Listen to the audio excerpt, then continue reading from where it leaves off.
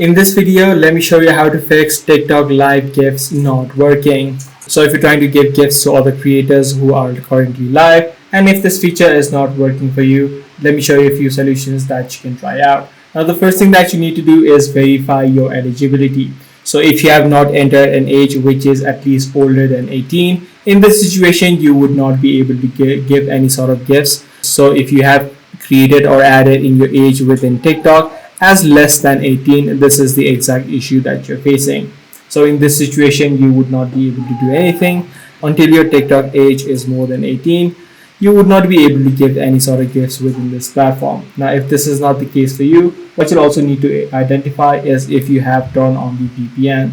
If the VPN is currently enabled for you, make sure you disable it. And by doing this few steps alone, you should be able to fix this issue. Now, even after doing all of these steps, you're still having issues with it. Last thing that you can try out is try to uninstall the TikTok application from your device and then again re-download it. So these are the few things that you can try out. I do hope this video was helpful to you. If it was, be sure to subscribe. I'm going to see you in the next one.